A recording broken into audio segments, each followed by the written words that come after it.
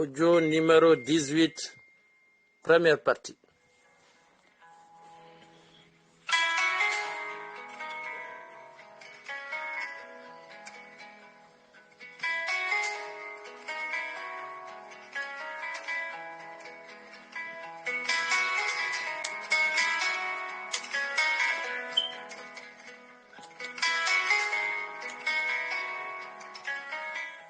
Gloire à Allah le miséricordieux, le très miséricordieux qui a dit dans le Saint-Coran: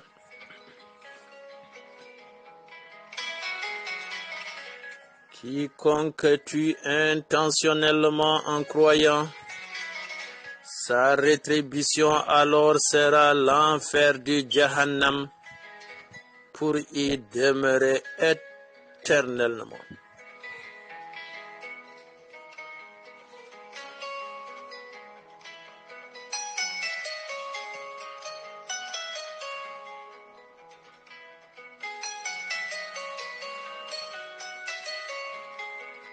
Allah l'a frappé de sa colère, l'a maudit et lui a préparé un énorme châtiment.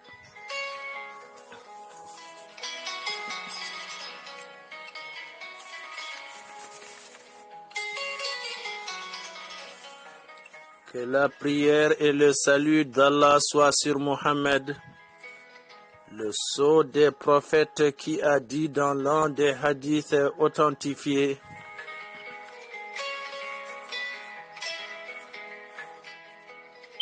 que celui qui meurt dans la préservation de ses biens est un martyr,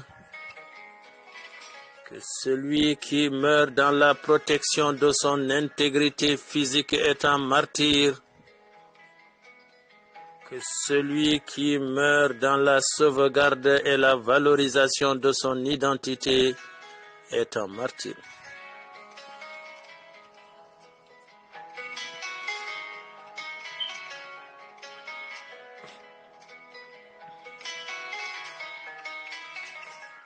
Nos chères auditrices et auditeurs, nous voilà revenus avec la grâce de Dieu pour poursuivre avec vous la lecture du livre témoignage de notre compatriote, l'ex-officier Si Mohamedou, intitulé L'enfer d'Inal, Mauritanie, l'horreur des camps.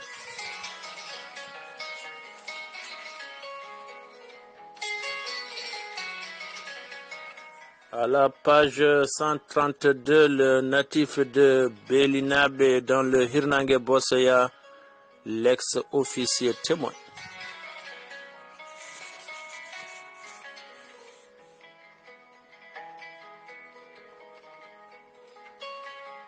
Retour à la base Wajeha.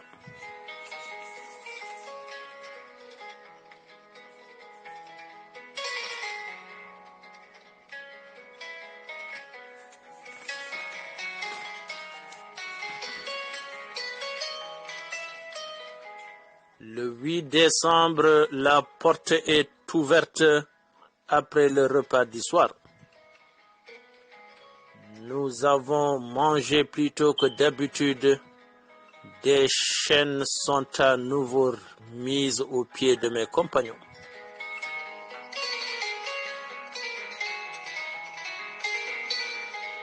Le chef de poste nous demande de prendre nos affaires et de le suivre.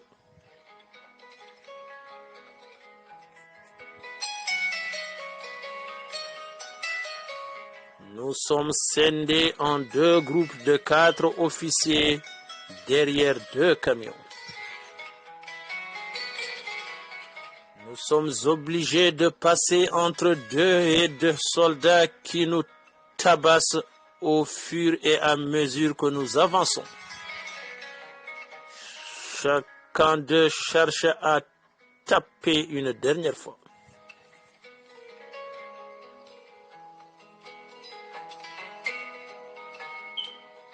La lenteur de notre déplacement à cause de nos chaînes nous expose longuement à ce dernier passage à tabac à Inal.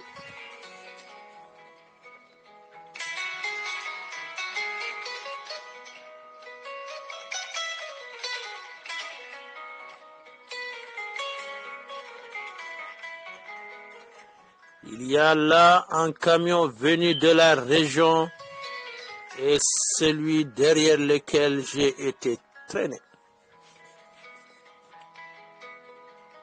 Le hasard veut que je me retrouve derrière ce dernier. L'image de mes amis Sal Abdoulaye et Anne Tahirou me revient en mémoire.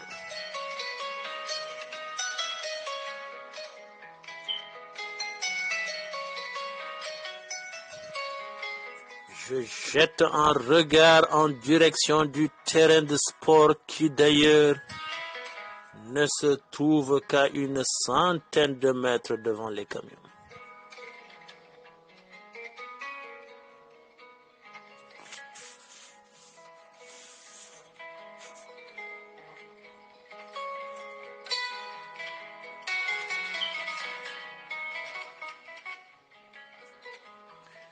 J'ai envie de changer de fil, mais je sais que c'est impossible. Déjà 2 soldats me hissent dans le camion. Les sous-officiers et soldats sont assis l'un derrière l'autre. Les bandeaux aux yeux sont remis. Nous nous laissons faire conscients que partout ailleurs, on ne pourra qu'être mieux qu'ici.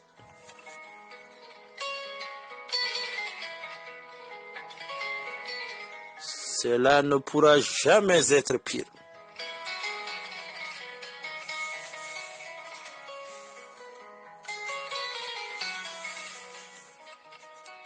J'ai à côté de mes pieds le soldat Dja Ibrahima. C'était un aide infirmier à la base de la Guaira. Il a le dos en sang et celui-ci coule de sa chemise. Les gouttes s'écrasent sur mes pieds tout le long du voyage. Il m'est impossible d'éviter ce contact gluant.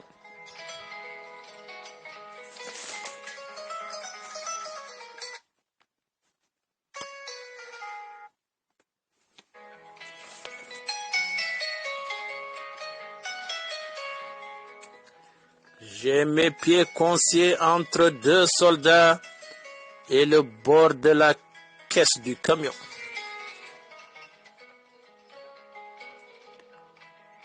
Pour aligner les prisonniers en position assise, leurs cordes aux pieds sont retirées. Par contre, les mains restent attachées.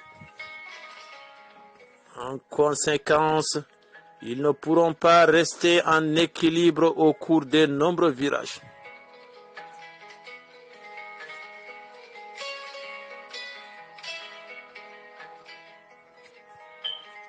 Je me dis qu'on devrait être plus nombreux que cela, à moins qu'il n'y ait déjà eu 1 ou 2 camions de partie.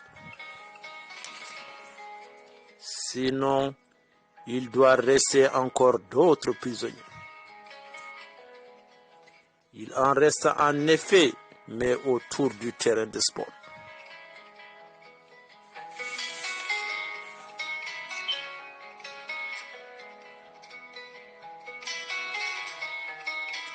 Un dernier prisonnier nous rejoint. C'est le transmetteur de la base. Il a décidé de lui-même de partir avec nous. Il est embarqué sans brutalité dans l'autre camion.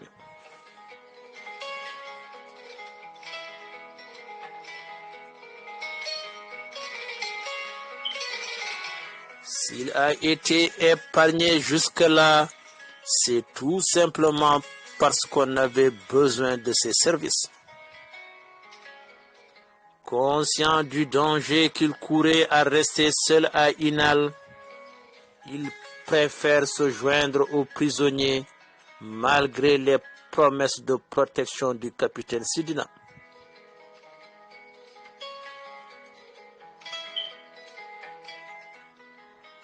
Comment aurait-il pu vivre ici après ce qu'il a vu.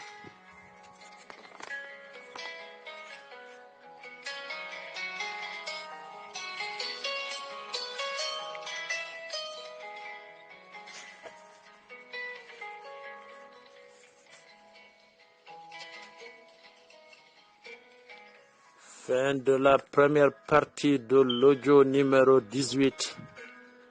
La deuxième partie au prochain.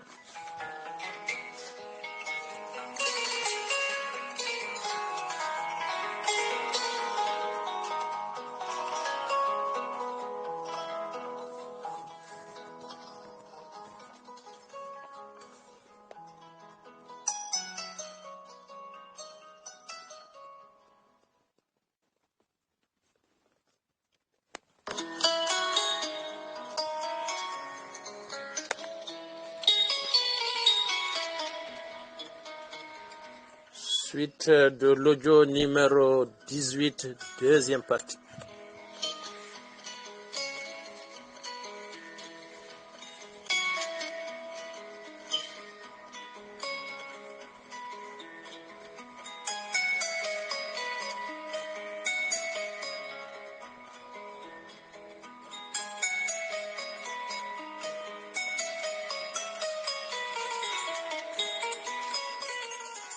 À la page 133, le rescapé de l'enfer d'Inal, si Mohamedou témoigne.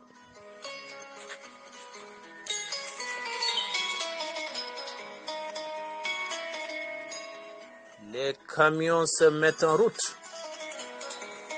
J'essaye de deviner notre destination. Grâce au premier virage à la sortie de la ville, je suis fixé. Nous nous dirigeons vers Nouadhibou.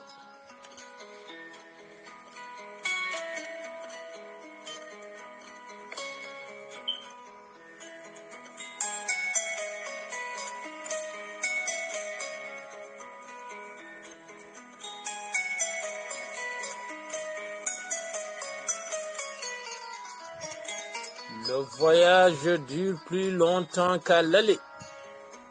Les prisonniers discutent presque librement, sans recevoir de coups, contrairement à l'aller.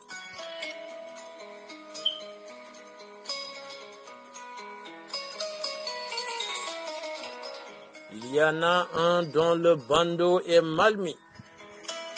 Il nous informe sur les différentes étapes du voyage.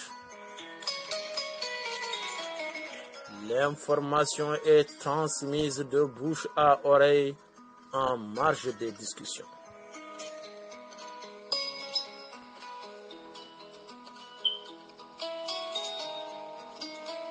Nous effectuons 6 arrêts en tout. Un à Boule-Noire, un au poste de contrôle du PK57, puis un autre au PK12. Une position militaire qui est chargée de surveiller un bouchon de mine mis en place au cours de la guerre du Sahara, puis un dernier à la base régionale Wajeha, et les 2 autres sont effectués avant et après Boule-Noire pour je ne sais quelle raison. Cela devait concerner l'autre camion ou ses passagers.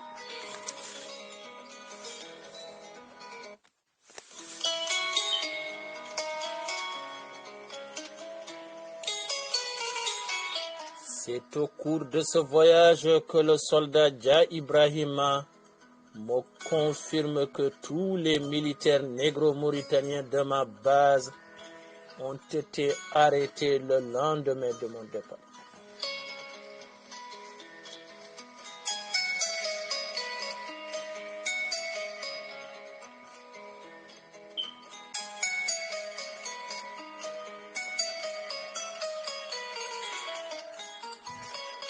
Il se met à me réciter la liste des morts de mes anciens soldats.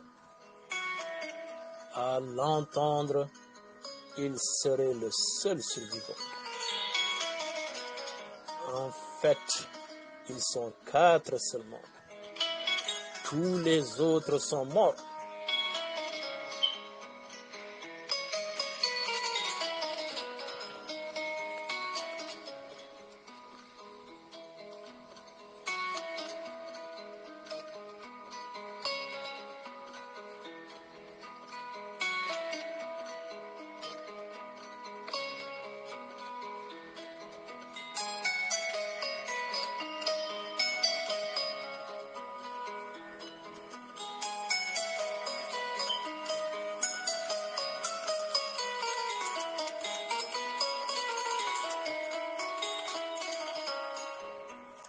Le soldat de première classe Diallo Djibi avait réussi à s'échapper avant le départ pour Inal.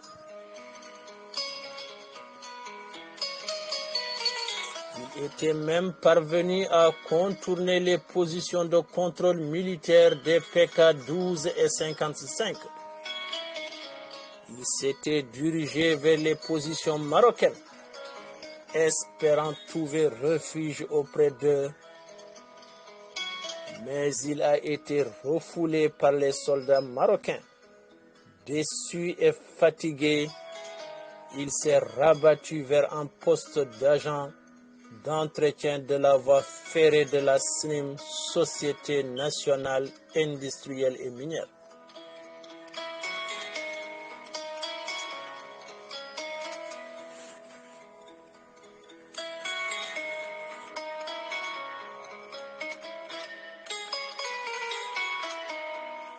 L'un des agents, voyant qu'il s'agit d'un soldat, le dénonce auprès des militaires du PK-55 qui viennent le chercher pour le tuer quelques heures plus tard après l'avoir longuement torturé.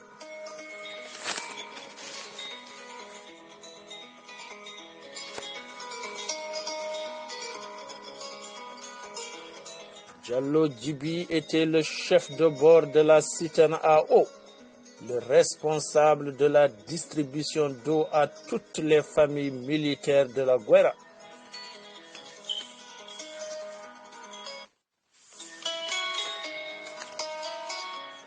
Son esprit sportif lui avait toujours valu l'amitié de tout le monde.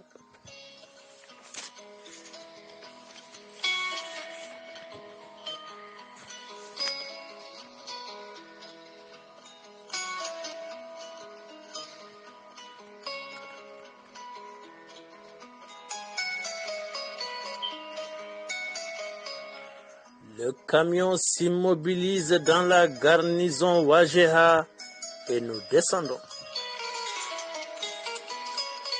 Quelqu'un me guide sur une courte distance. Quand mon bandeau est retiré, je suis dans une pièce toute noire. Mes autres compagnons ne tardent pas à me rejoindre.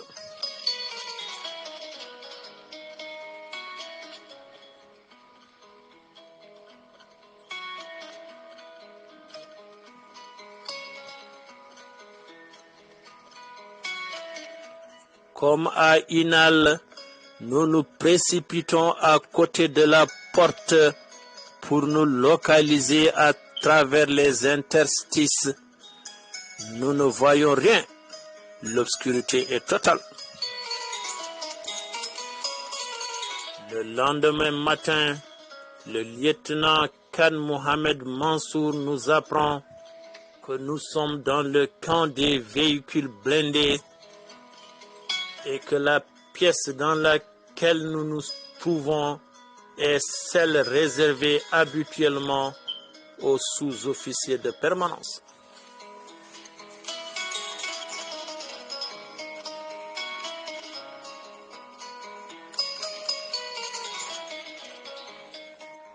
Khan Mohamed Mansour travaillait ici même avant son arrestation et connaît donc ce camp dans ses moindres recoins pour en avoir lui-même dirigé la construction.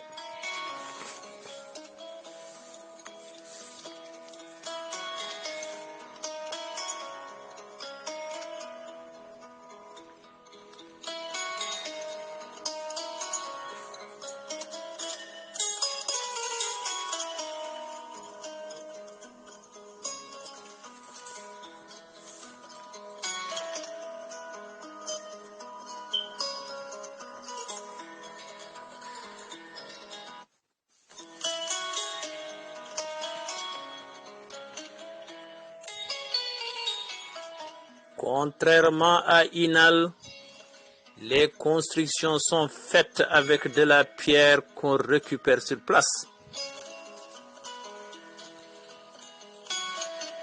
La pièce mesure 2 mètres sur 4 à 8. Nous sommes obligés de nous coucher en sardine pour dormir.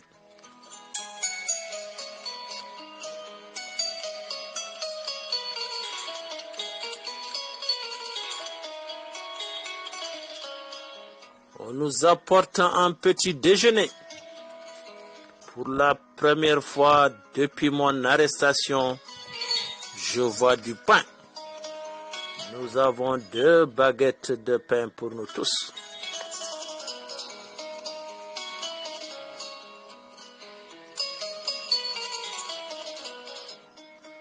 Nous avons même droit au café au lait. De mauvaise qualité certes, mais tout de même du café.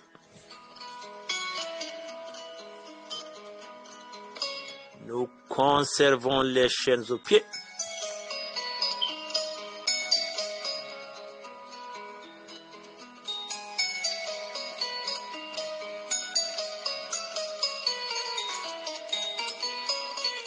Dans la matinée, nous recevons chacun une couverture. J'ai le choix entre l'étaler ou me couvrir avec.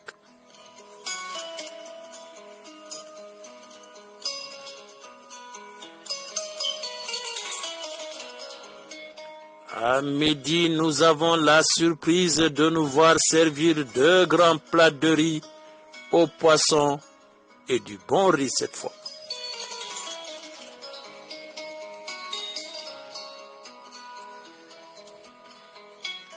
Je ne sais pas ce qui a conduit à ce changement de régime, mais il y a bien longtemps que nous n'avons pas autant mangé.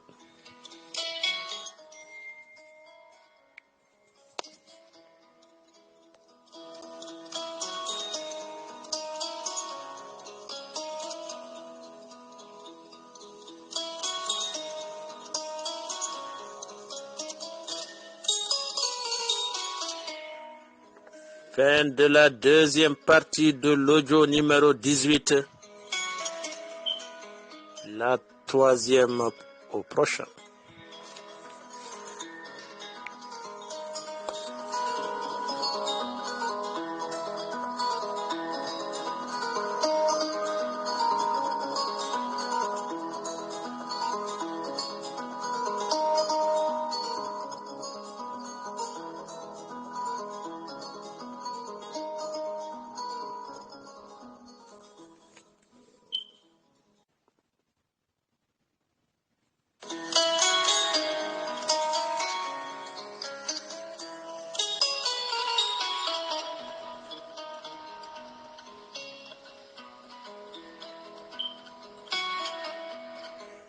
Suite de l'audio numéro 18, troisième et dernière partie.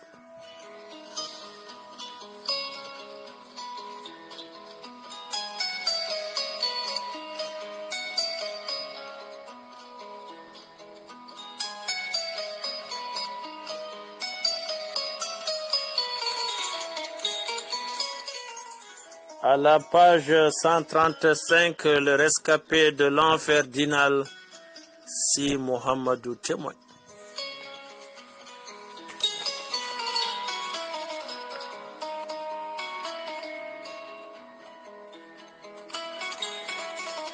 L'escadron chargé d'assurer notre surveillance est commandé par le lieutenant Naji Oul-Bilal.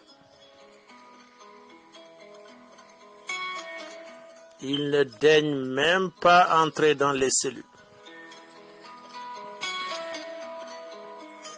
Lui et moi, nous avons eu à plusieurs reprises à travailler ensemble.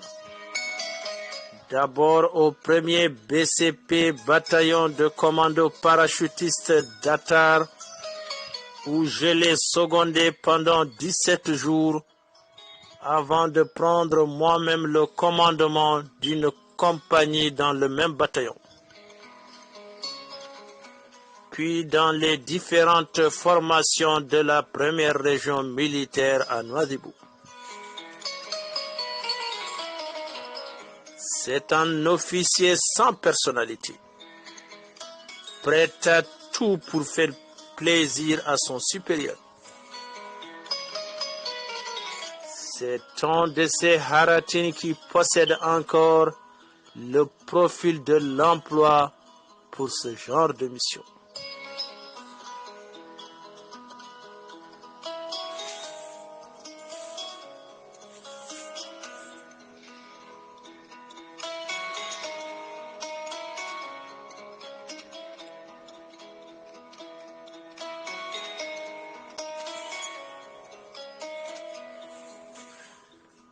Ce brusque changement de régime alimentaire n'est pas sans effet sur notre organisme malmené et habitué à la djeddina. Hay bonne ene wote. On s'habitue même au malheur, disent les Peuls. Les diarrhées se manifestent aussitôt.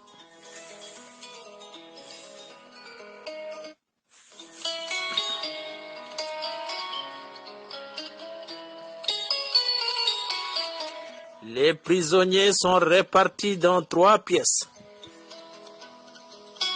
La première en contient une quarantaine dont des officiers. Le capitaine Si Abbas Alassane qui commandait le sous-groupement opérationnel de Boulot Noir. Nous avons servi sous ses ordres le lieutenant Naji Oul-Bilal et moi.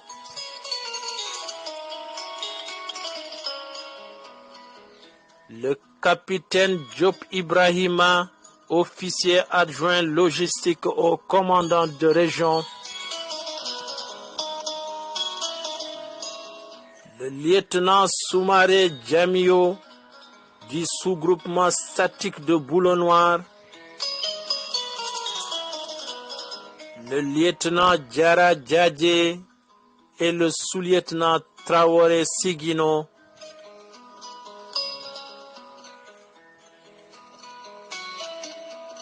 Ensuite, notre pièce, puis un dortoir plus grand qui abrite le gros des prisonniers, une soixantaine environ.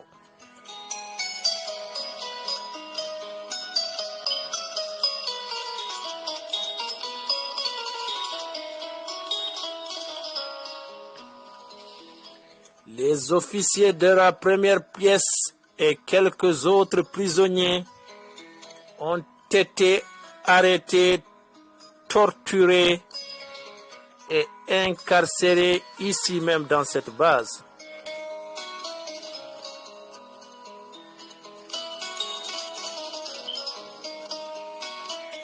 Les appels de contrôle matin et soir nous permettent de suivre le rythme des décès des prisonniers.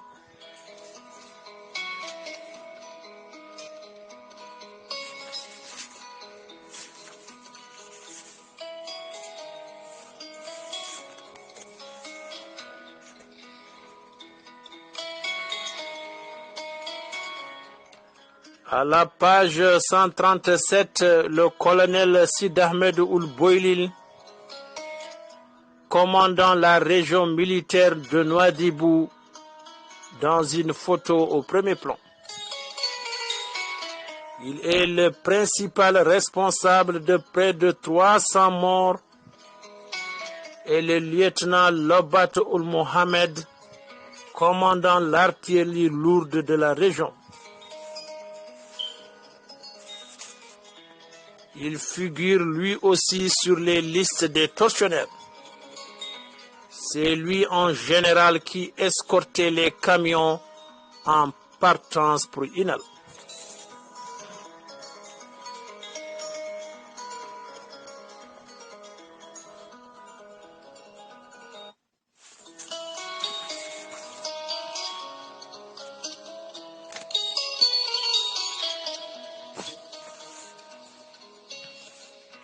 Le lundi 10 décembre, le grand Manitou, le colonel Sid Ahmed Ould Boylil, nous rend visite. Il nous regarde d'un air dédaigneux.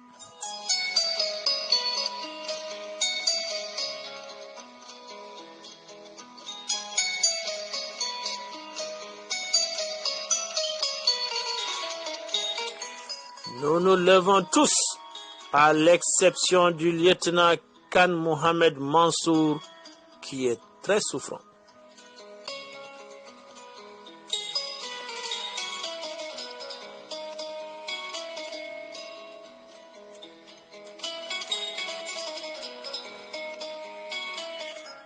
C'est bon, la paix, nous dit-il. Vous aviez tout, mais vous avez voulu encore mieux. Vous avez voulu vous hisser plus haut. Vous méritez pire que ce qui vous arrive.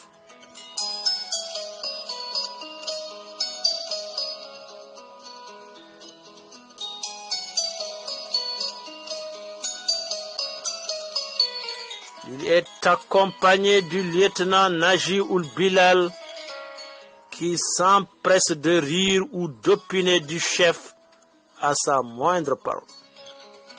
Il me fait pitié sur le moment.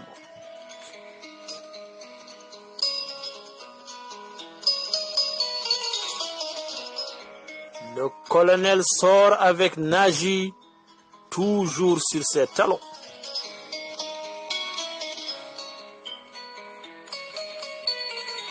La porte reste encore ouverte un moment.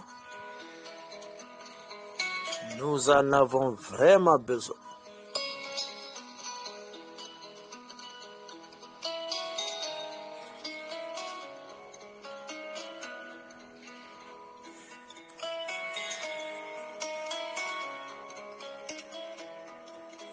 Il faut dire que nous n'avons pas pris de bain depuis notre arrestation. Nous sentons encore plus mauvais que la fameuse pâte de riz d'Inal.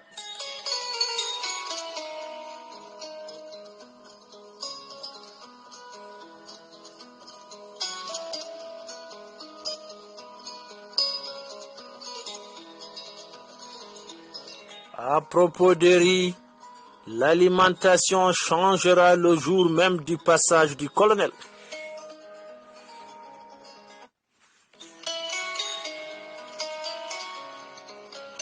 Désormais, nos plats ne seront agrémentés que d'une tête de poisson sans chair, rien que des os pour les repas de midi.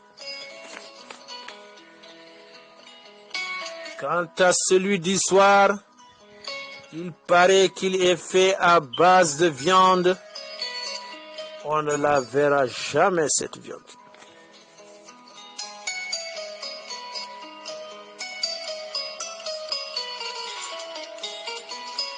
Deux caporaux se relèvent au service de chef de poste auprès des prisonniers. Le caporal Cheikh Ould Bilal et le caporal Mohamed Ould Sidi. Ces deux personnages se montrent particulièrement sanguinaires à l'égard des prisonniers. Tous les soirs, quelques prisonniers sont sortis et traînés aux ateliers entre guillemets. Ceci se résume à un hangar dans lequel il est créé des postes avec des équipes pour la torture.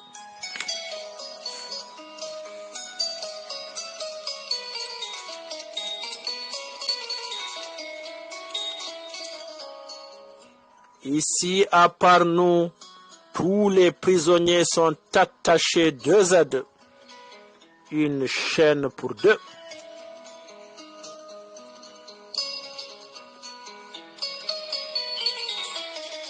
S'il y en a un qui est pris d'envie de se soulager la nuit, l'autre est obligé de se réveiller aussi.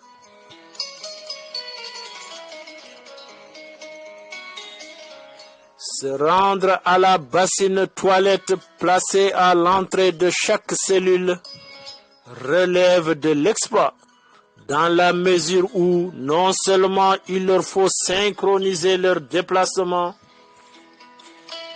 mais aussi enjamber tous les prisonniers sur leur passage.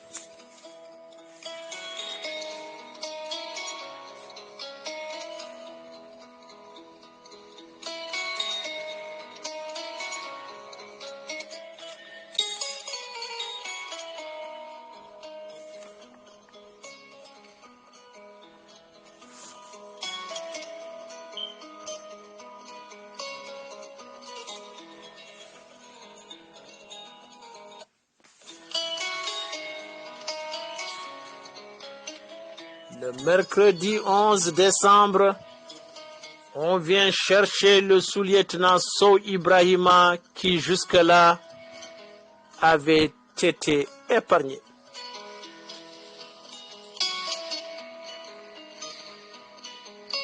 Il est amené aux ateliers.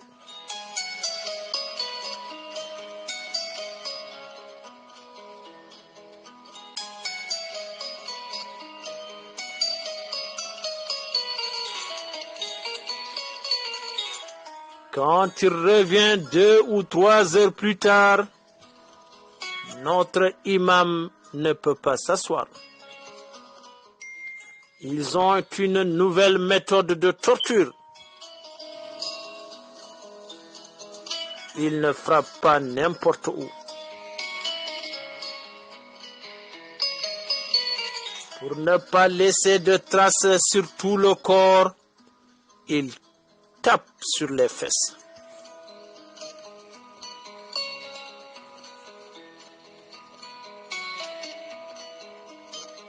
Le lieutenant Sal Amadou El Haj subit le même traitement le lendemain matin. Apparemment, on en veut à nos guides spirituels.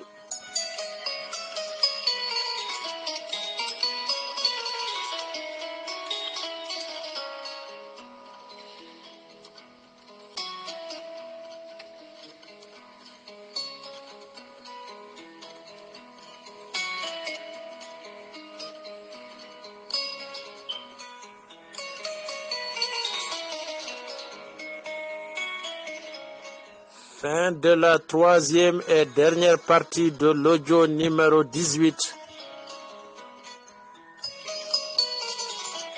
Page 139. L'enfer d'Inal, Mauritanie, l'horreur des camps, par Si Mohamedou.